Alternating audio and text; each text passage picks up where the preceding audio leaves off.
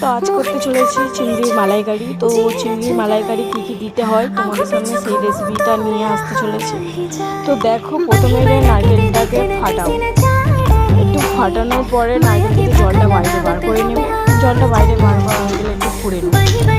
ফুড়ে তোমরা মিক্সিতে বাটতে পারো বা শিলে বাটতে পারো, কিন্তু শিলে বাটতে বেশি টেস্ট লাগে। তো আমি তো শিলে বেটে নিলাম। শিলে বাটার পরে শিলেই বাটছি, শিলে বাটা হয়ে গেল। হয়ে গিয়ে এবার দেবো রসুন, আদা, যা যা বাটতে হয় বেটে নিয়ে। তো এবার দেখে নিতে হবে, দেখে নিয়ে এবার চিংড়িটাকে নুন হলুদ মাখিয়ে কড়াতে ভেজে নিতে হবে। তো কড়াতে ভেজে নিয়ে পেঁয়াজ কষিয়ে নিয়ে আমি রেখে দিলাম। রেখে দিয়ে চিংড়িটা হয়ে গেছে।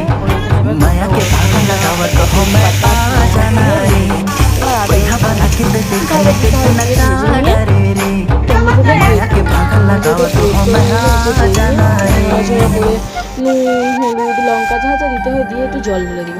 তো যে নারকেলটা কুড়ে রেখেছিলাম তাকে ছেঁকে নিয়ে ভালোভাবে, মানে নারকেলের জলটা তোমরা ফেলবে না, ছেঁকে নিয়ে রেখে দেবে। রেখে দিয়ে তারপরে ঝোলটা ফোটানো হয়ে গেলে চিংড়িটা দিয়ে দেবে। তার কিছুক্ষণ পরে হচ্ছে ওই যে নারকেলের যেটা ছেঁকে নিলাম ওইটা দিয়ে দেবে।